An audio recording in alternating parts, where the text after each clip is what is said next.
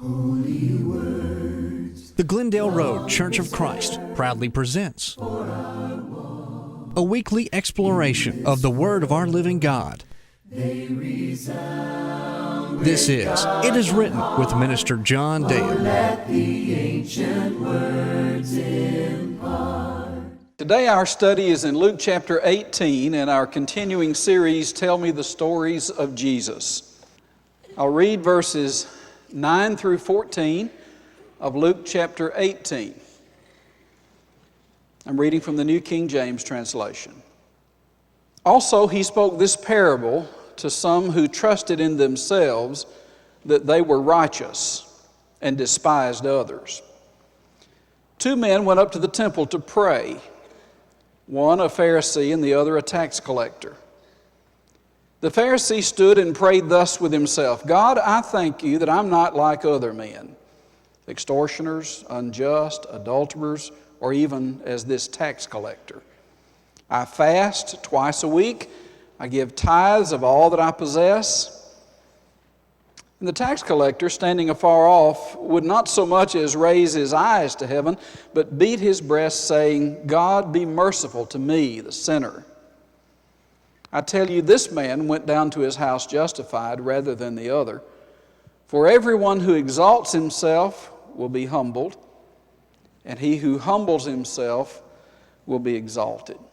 As you look at the introduction to this series or to this particular lesson, we find that it is in the same chapter where the persistent widow has been addressed.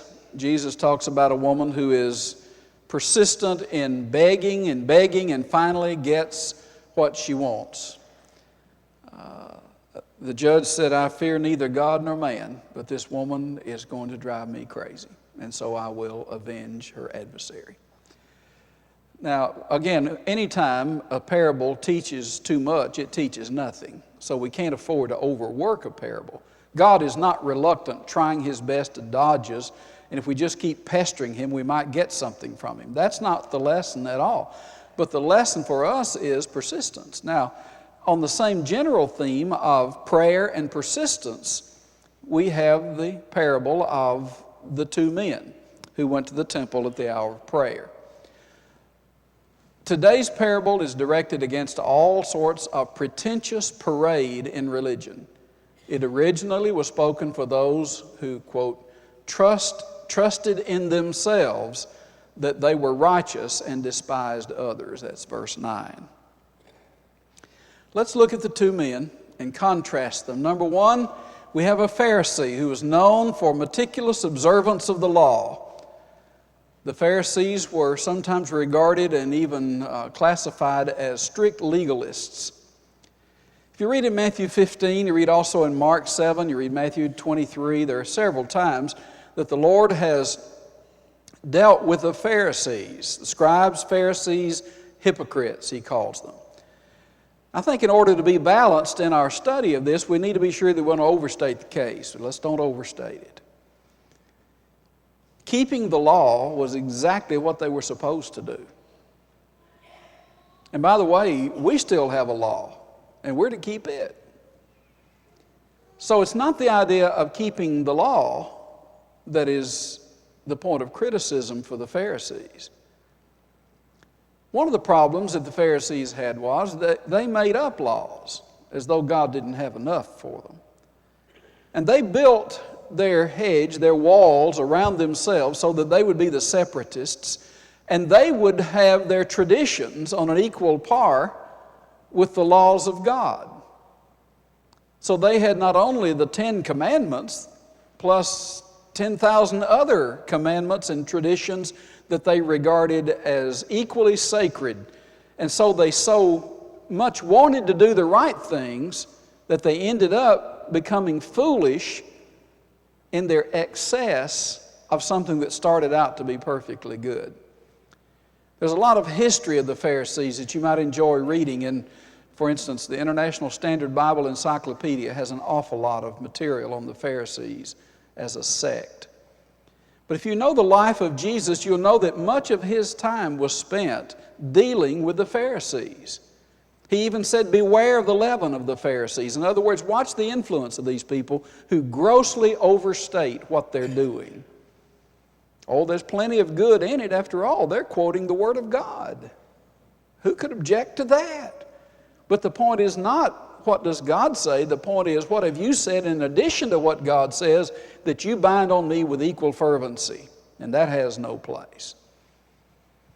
And so one who went to the temple to pray was a Pharisee. And Jesus then gives the contrast between him and the other man who was a tax collector, a publican. He contracted to collect certain amount of taxes from the Jewish citizens. Any excess went to the collector. Imagine the dishonesty, and imagine how much the Jews deeply resented the tax collectors. What you have is Jerusalem over here in Judea. And you have Rome over there in Italy. And Rome dominates the Jewish people. The Roman control of the Jews was a major point of hatred. The Romans hated the Jews and the Jews hated the Romans. And I say that somewhat generically, but that was true of many. The Romans were oppressive, but they contracted with people to collect taxes. I might say to Joe, you owe me $20 for the tax on that item that you bought, or this tariff on these goods that you brought in, or whatever I wanted to say. I say you owe me $20.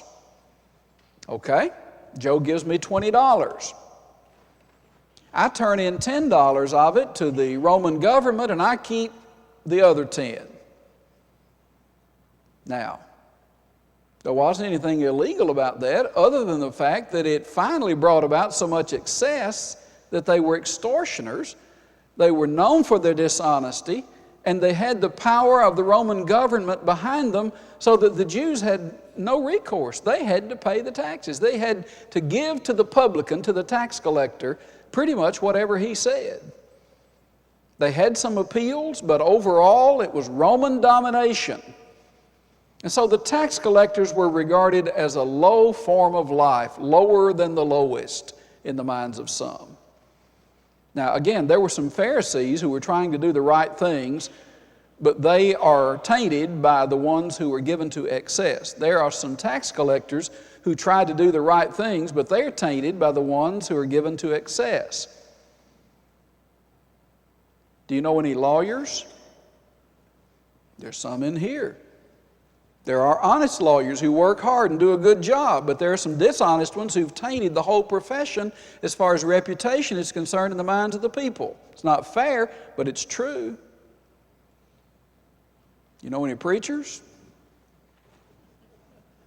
Okay. What about the TV evangelists who took off with your wife and with your money? What do you do about that? Are all preachers immoral and thieves? No. But we've gotten quite a reputation over the years. Anybody in here a car dealer? Don't raise your hand. Here's the point.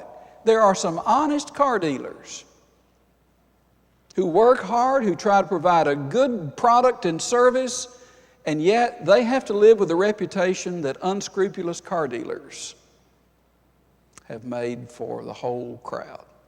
No, it isn't fair. But the Pharisees were known for their legalism.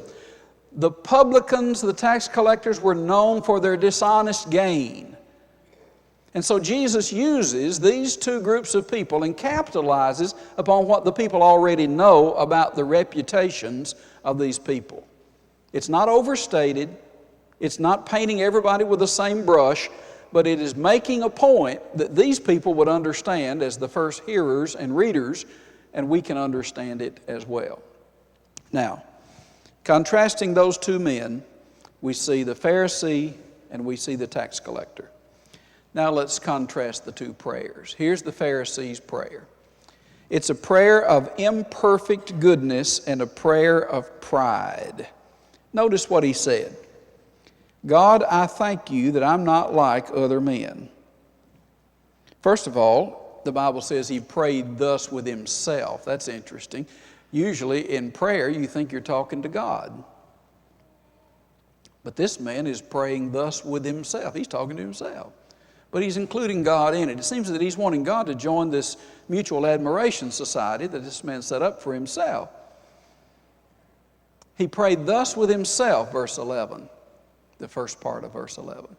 And his prayer went like this: God, I thank you that I'm not like other men. And he even named some of the characteristics of other people: extortioners, unjust, adulterers, or even as this tax collector. I fast twice in the week, and I give tithes of all that I possess. What he's doing as a Pharisee in this prayer with himself is bragging on his negative goodness and comparing himself, he thinks, favorably with one who has an even worse reputation than he does. It's very childish to do that. Those of you who have more than one child, in all likelihood, somewhere along the way, one has said, yeah, but I did better than he did, or I did better than she did, or I didn't do as bad as my brother or sister did. Well, okay, that might be true, but that's not the point. The point is, if you did something that you shouldn't have done, or you failed a test when you just flat didn't study because you were lazy and you didn't care, it didn't matter too much that you made a higher grade than somebody else did, even though you both failed. The point is, he compared himself with another person and thought that that might get him some points. It doesn't work that way. And Jesus is teaching that valuable lesson. So he said, I'm thankful I'm not like other men. And he gives an example of extortioners, unjust, adulterers, or even as this tax collector. I would never go out as a Pharisee. I would never go out and steal the money of the poor people in Judea and keep a good portion of it and give a little to the government. I would never do something like that. Not me. I would never do something like that. And Jesus is condemning his self-righteousness, even though he's never condoning the dishonesty of the other party. He said, I'm just thankful I'm not like this other man over here. And he tells two things that he does that would have a positive side. That is, I fast twice in a week, and I give tithes of all that I possess. In other words, when I steal this widow's money out here, I at least count out 10% of it and give it to the Lord. Don't you love it when people are giving to the Lord? Haven't you read that the earth is the Lord's and the fullness thereof? It's all his anyway. It's all his. And we're stewards of a portion of it. And so when the collection plate comes by on Sunday morning, you're not giving the Lord something that's yours. You are giving from the heart, hopefully, generously and cheerfully, and that word means with hilarity, giving what you have to manage that already belonged to him anyway. 2 Corinthians chapters 8 and 9 would be a wonderful place to start in learning how to give and what to do with our hearts on the subject of our giving. So this man said, I give tithes of all that I possess.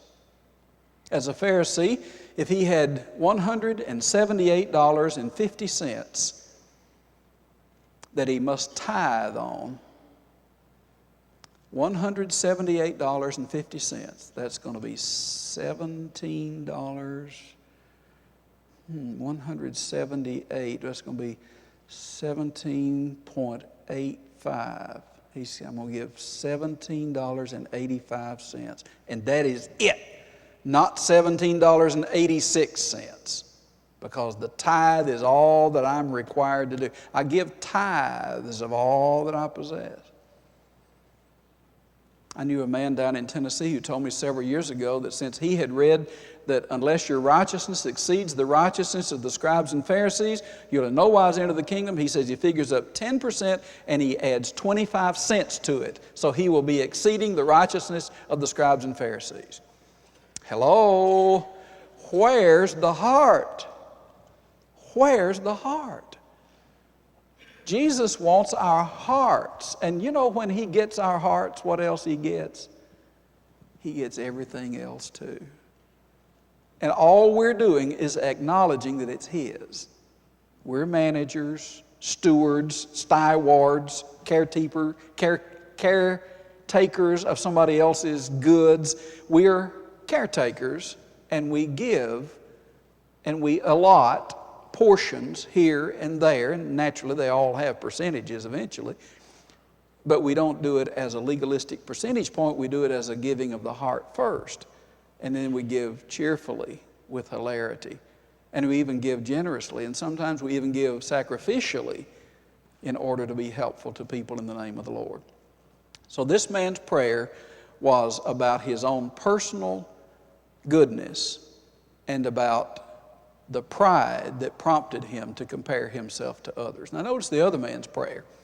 The prayer of the tax collector is a prayer of penitence, contrition, and humility. Notice, he said in verse 13b, God be merciful to me, a sinner. Now nearly every translation has the article a. If you will look in the original, the word is the. And it should be translated that way, although I wouldn't want to make an overly big deal out of it. God be merciful to me, the sinner. I am the sinner. I take it so personally that I recognize myself as the one who has offended the holiness of God. In other words, I'm not comparing myself to the Pharisee. I'm not comparing myself to others. I'm simply recognizing my own inadequacy and my own frailty and my own poor judgment, and I am the sinner. It's a whole lot like King David in Psalm 51, who said, against thee and against thee only have I sinned and done this evil in thy sight. Well, every time I read that, I say, David, don't you know what you did to Bathsheba? Don't you know about that baby? Don't you know about your letting down the people of Israel over whom you were king? David, David, why did you say against God and against God only have I sinned? Because you see, the magnitude of the guilt that overpowered him provokes this hyperbole. He even said he'd been that way all his life. In sin did my mother conceive me. The idea is I've been this way all along, and it's that way now, and it's terrible, and it's only against God. No, literally, of course that's not it, but the point is that's his overpowering feeling of guilt. And so we have this publican, this tax collector, who prays a 7-word prayer. Not an elaborate prayer, not anything that the teachers of elocution would necessarily give him a prize for, but he said, God be merciful to me, the sinner. And then notice, please,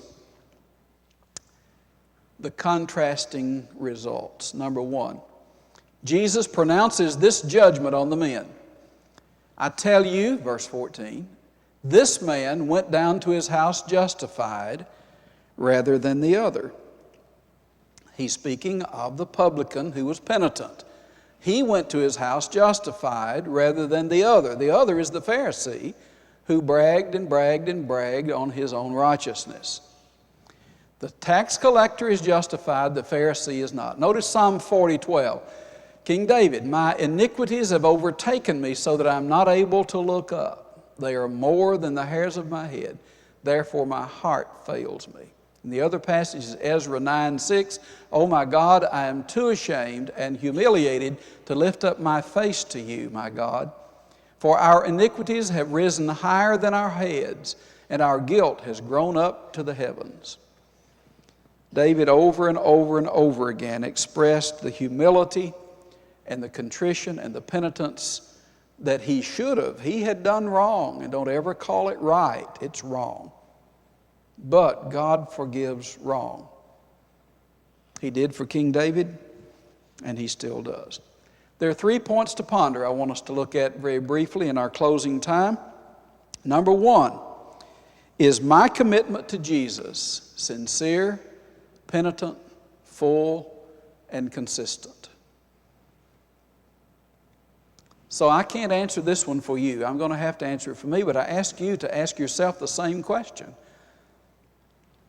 I ask myself this question: is my commitment to Jesus the kind of commitment that He would pronounce a blessing upon, and that He would recognize me as one who had done well and then could say, well done? Or is my commitment to Him lacking because of pride, because of impenitence, because of unfavorable comparisons with other people in which I try to outshine somebody who looks worse to me? That's the Pharisees' way of praying in Luke 18. So this first question really says, what is my assessment of my commitment to Jesus? It provokes no pride. It evokes no prideful response. But what it says is, I need to know where I stand. I need to ask myself some very serious, sobering questions. Is my commitment what it ought to be to Jesus? Now, again, before you get carried away with overworking that one, don't step back and say, well, I might as well quit because I know I don't do all this exactly right, so I give up. Please don't give up. Challenge yourself to greater heights. Don't be contented with everything at status quo, but learn to be contented with the righteous and spiritual contentment that we ought to have because of the grace of God and because of our heart's desire and thorough commitment to the Lord, so that we can actually enjoy being children of God. I wouldn't ask for a show of hands, but I wonder how many times in the past we have failed to enjoy our home life because we felt our parents did not approve of who we are. There are some children who will say, I never, ever could please my dad. I never could please my mom. No matter what I did, no matter how hard I worked, no matter what good grades I made, no matter how much interest in my heart I put into some kind of a project that I was working on, I was always told, or at least I came away feeling, that they weren't pleased, that they're still disappointed in me, that I just don't measure up. And that's especially true if there's another brother or sister in the family who maybe was outshining you, or you thought they were, and it didn't work when you tried to compare yourself because you didn't compare favorably. In your mind, you felt you were being unfavorably compared to that brother or sister, and that the parents didn't give you a moment's peace over it.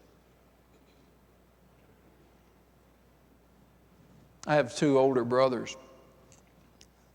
As we grew up in Paris, one of my brothers was able to study and work hard and do well. He did very well in his grades. The other brother came along and smiled his way through. He was good looking and he was fun loving, and the teachers all just pawed over him. Made me sick. But he got his way through. He studied. He was plenty smart, but he made real good grades. One teacher loved him so much she gave him 102 one semester. 102, 100's perfect. She just loved him so much. And then I came along. And of course, in a small town, I had the same teachers they did. And I'll never forget my senior math class. They put me in advanced math. I should never have been in advanced math. But I was right on the border. And they decided that since my brothers were so smart, they were sure that I could do the work. They put me in advanced math. And I'm just barely treading water. I'm just barely staying afloat in advanced math. With all due respect to the school system, my heart wasn't in it at all. Sines and cosines and tangents didn't mean a thing to me, and I knew I'd never use it in my life's work. But I had to study, and I had to study, and I had to study.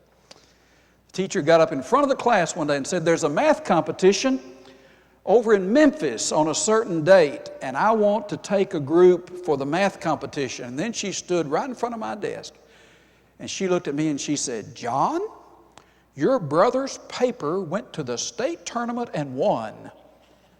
And I said, we always wondered where that paper went. We looked all over the house for that paper. We couldn't find that paper anywhere. She said, you may go outside in the hall.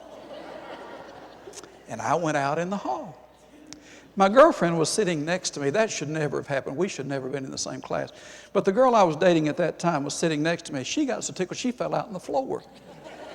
And so she had to go out in the hall too. That suited me just fine.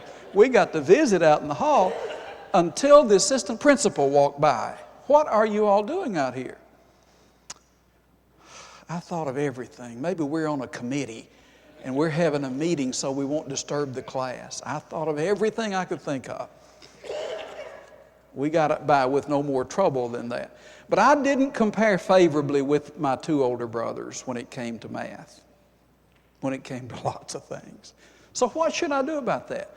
I need to see what my life is like, what my heart can do, what my commitment to the Lord can be in a very real way. Is my commitment to Jesus full? Is it penitent? Is it sincere? Is it consistent? What about it really, truly, honestly before God? What about my commitment? As you ask yourself, what about your commitment? Not comparing with others, but yours. Second, how do others perceive my commitment to Jesus? You say, well, I don't care what anybody thinks. Well, wait a minute before you say that. It does matter what other people say. It does matter what they think. Because of the power of influence and because of the biblical teaching on reputation and how important that is, the wise man of the Old Testament would say in Ecclesiastes, a good name is rather to be chosen than great riches, and loving favor rather than silver and gold.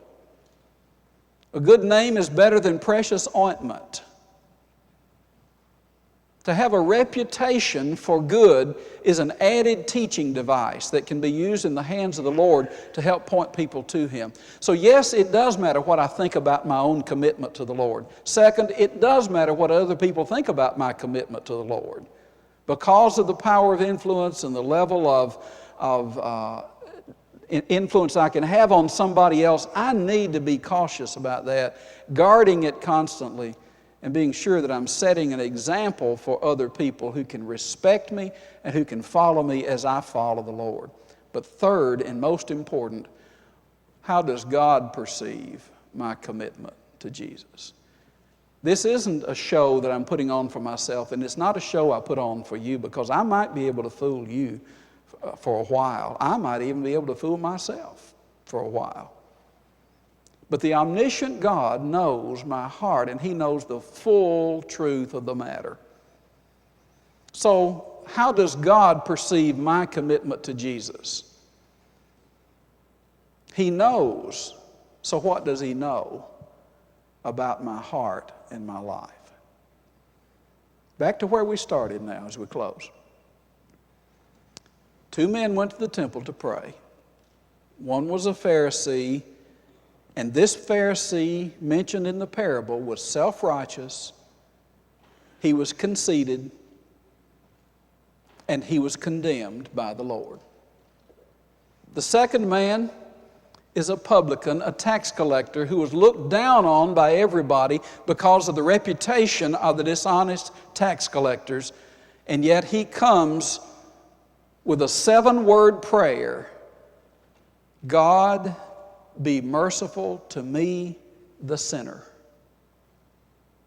And Jesus said, that man went to his house justified, and not the other. Is my commitment to the Lord what it ought to be? Is my commitment to the Lord perceived by other people as being what it ought to be? And most important of all, is my commitment to the Lord perceived by the God of heaven, who is omniscient, as being what it ought to be? It's a challenge for us not to quit and give up in desperation, but a challenge for us to stretch for greater heights spiritually, so that our commitment can become more in line with what it ought to be, a greater example and influence for good in the lives of others, and to honor our Father in heaven. To honor our Father in heaven, which is the very commitment of our lives anyway, if we're thinking clearly. I always wanted my dad to be proud of me. And fortunately, I had one of those dads who told me and showed me that he was. I want my Heavenly Father to be pleased with my heart and my life, so that someday there can be the pronouncement, well done, good and faithful servant. You and I can share in that wonderful benefit now and forevermore. Thank you for being here today. This has been It Is Written, a weekly exploration of the Word of our living God, with John Dale, minister of the Glendale Road Church of Christ. Please visit us online at glendaleroadchurch.org.